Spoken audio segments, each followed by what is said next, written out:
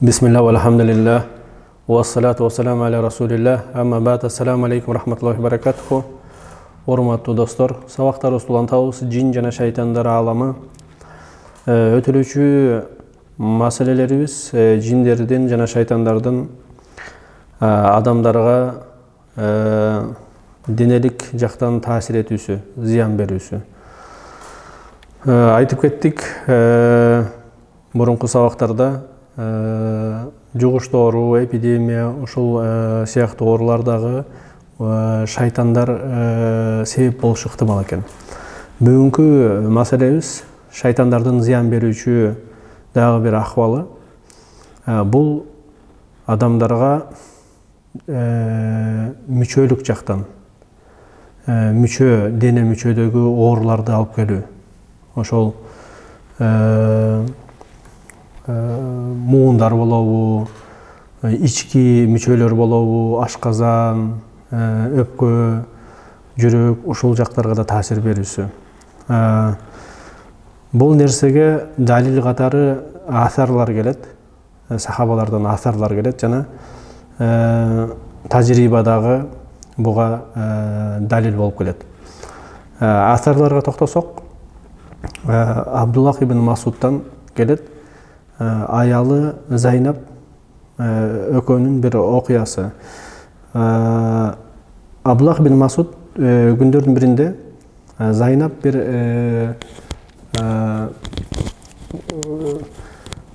тумар сыяктуу бирдемке тагып алганын көрөт моюнунда. Ошону алып туруп, жулуп, үзүп салат. Моюнун үзүп туруп, Абдуллахтын үй бүлөсү бул нерселерге муктаж эмес дейт. Андан кийин айтат, мен пайгамбарыбыздын мындай деген уккам дейт. Акыйкатта рукуялар, инна рука ва тамаима ва тивада ширкун деген деп айтат.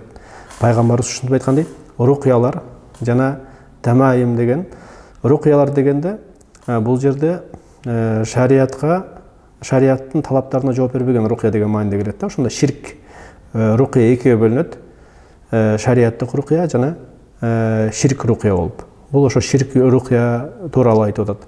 Мындайча айтканда, ошол окулуп атканда түшүнбөйсүң эмне окуп атканын, көөрөнүп, шыбыранып, жана бир шайтандардын аттарын айтат. Ошол жерде ар кандай ыймандан чыгаруучу бир сөздөрдүн негизинде окумуш этип, мындайча айтканда, диндеги шариаттык рукуя кылып атам деп туруп, ошондой ширки рукуя кылат. Мына ушул хадисте пайгамбарыбыз ушундай шариаттын талаптарына жооп бербеген рукуяларды айтып атат.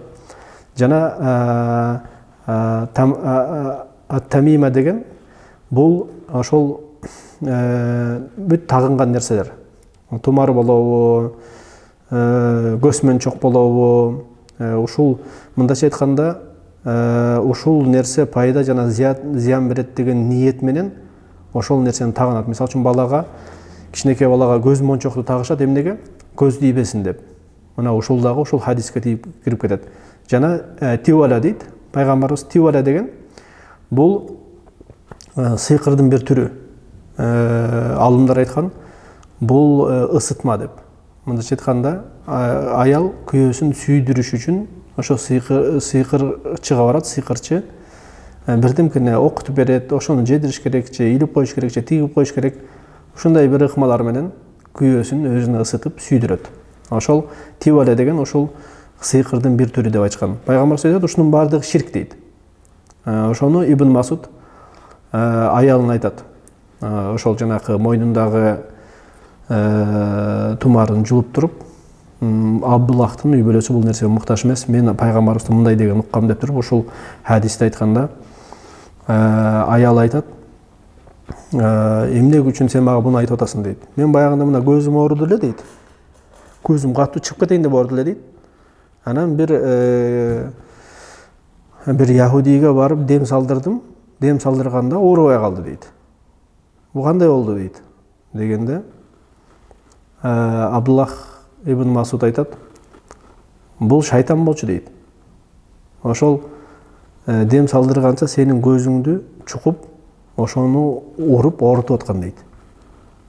Мындайча айтканда айтып атат Абдуллах ибн Масуд, бул оору акыйкаттагы оор эмес болчу дейт да. Мындайча айтканда физиологический оор эмес болчу дейт. Бир себеп менен келген бир оор эмес болчу дейт. Бул шайтандын сага болгон зыяны болчу дейт. Анан жанакыл окуганда ал ошол уруусун, саюусун токтотуп койчу дейт. Анан айтат Абдуллах ибн Масуд, сен мынтип айтканың жетиштүү болмок дейт. Мен пайгамбарыбыз мындай деген уккам дейт. Сага эгер ушул көзүң ооруйбу, кайсы жериң ооруйбу, мынау пайгамбарыбыз айткан нерсени айтсаң сага жетишмек дейт. Азхибил бас, роббан нас, ишван ташафи ла шифа илля шифаук, шифаан ла югадиру сакама деп. Пайгамбарыбыздан келген бул дуаларга кирет, жана бул дагы рукияга кирет. Ушул шариаттык рукия. Шариаттык рукия деген ошо Куран менен салынат, кыскача айтканда, жана пайгамбарыбыздан келген сүннөттөгү дуалар менен салына турган нерсени шариаттык рукия дейт. Демек шайтан жана жиндер түздөн түз ошол дененин кайсы бир мүчөсүнө таасир этүүсү ыктымал экен. Жана эмеде тажрыйбада дагы, мындайча айтканда жашоодо дагы көп келет. Мисалы үчүн бир окуя келет, болгон окуядан бир аял катуу ооруп калат. Катуу мындайча көкүрөгүндө оң эмчеги ооруп калат, катуу. Анан ошол оорусу сол жакка көчөт. Сол жакка көчкөндө үйүндөгүлөрү баягы кыжалат болуп, ошондо дем салдырышат. Ошо дем салдырган бирөөнү чакырып, Куран менен дем салдырганда жанакы аялдын тили менен жин сүйлөйт. Мындайча айтканда жин ичинде жин болот да. Ошондо жин кабар берет, бул оорунун себеби ал экендигине. Жана айтат, бул эки ошол көкүрөгүн ооруткандан кийин ылдый бутуна түшмөкмүн деп айтат. Анан ошол дем салып, жин чыгып, ошол аял жакшы болуп кеткен да, алхамдулилlah. Мындай окуялар көп. Мындайча айтканда, рак оорусу жөнүндө сөз жүрүп атат. Бүгүнкү күндө көп дем салуучулар, акыйкатта илимдүү дем салгандар, илимдүүлөр негизи рактын себеби ушу жин шайтандар дейт. Кээ бирлер айтат, көз тийүү жана сыйкырдын дагы себеби менен рак болот дейт. Мындайча айтканда бүгүнкү күндө медицина рактын келип чыгуу себебин дагы эле аныктай элек толук. Ошон үчүн бунун дарысын дагы таба албай жатат. Бирок биз айтабыз, рак оорусунун эң чоң бир себептеринен бул жин жана шайтандар.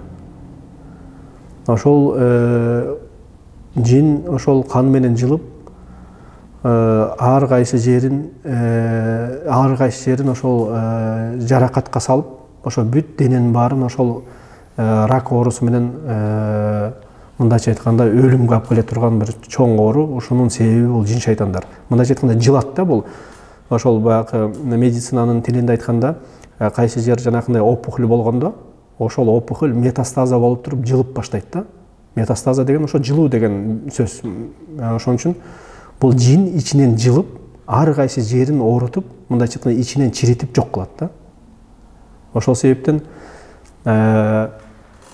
эң биринчи ошол бул оорунун, демек рак оору эгерде бул себебинен болгондон кийин бөлөк денелик таасирлер биринчи эшиктен ушулар себеп болот. Ушуну менен сабагыбызды токтотуп турабыз. Аллахтын каалоосу менен эмкиде улантабыз бул маселени. Бүгүнкү адаттагы үйрөнүүчү дуабыз. Бул дуа ким ыйманында шек болсо, ошого айта турган дуа. Ким ыйманында шектенсе. Биринчиден ким ыйманында шектенсе, Аллахтан коргонуу сураш керек. Ауду биллахи минаш шайтанир ражим деп. Андан кийин ошол келген шегин эмне кылыш керек? Токтотуш керек. Мындайча айтканда, көңүл бурбаш керек. Андан кийин мына дуаны айтыш керек. Аллаху ахад, Аллаху самад, лам ялид ва лам юлад, ва лам якул лаху куфуан ахад деп туруп, сол жағына 3 жолу түкүрүш керек. Bunun баары хадистерде келген. Имам Бухари риwayat кылган хадисте Абу Хурайрадан пайгамбар саллаллаху алейхи вассалам айткан: шайтан ар бириңерге келет деген. Келип туруп айтат деген. Бул нерсени ким жаратты деп. Буну ким жаратты? Анан ушундай деңгээлге ушул суроосуна жетиши мүмкүн деген. Сенин Роббуңду ким жаратты деген. Эгерде ушул нерсеге жетип кала турган болсо акыбал, анда Аллахтан коргонуу сурап, ошол васвасасын токтотсун деген. Бөлөк хадисте, Абу Хурайрадан келген хадисте бул дагы пайгамбарыбыз айткан: эгерде ошол башында ушул нерселерди айтып туруп, эгер ушундай боло турган болсо акыбал, анда ушул дуаны айтсын деген. Ким ошол иманында шектенсе, иманына васваса келсе: Аллаху ахад, Аллаху самад, алам ялид ва лам юлад ва лам якул лаху куфуан ахад деп туруп, сол жагына 3 жолу түкүрсүн. Ошол себептерди, ошол Аллахка жүрөгүн байлаган акыбалда бир гана шайтандын васвасасын, зияндын баарын Аллах кетирет деген ишенимде, жана буну пайгамбардын сүннөтүн ээрчиген ниетте эгер кала турган болсо, албетте васвасалар кетет. Эң негизгиси бул Аллах Таала бизге эң негизги белек катары жана эң баалуу нерсе бул дүйнөдө бул иман. Жана иманды сактап калыш важип болот. Иманды сакташ важип болот. Ошонун иманды сакташ важип болгондон кийин иманга кире турган жол васвасалардын баарынан сактаныш эми важип болот. Ошон үчүн биз ушул нерселерди дайыма жасап, себептерди жана васваса боло турган нерселерден алыс болуш керекпиз. Мындайча айтканда, көп васвасага киришпей, кереги жок нерсе менен алек болбош керекпиз. Эң биринчи себеп ушул. Аллах Таала баарыбызды иманыбызда бекемдеп, иманга келе турган васвасалардан сактасын.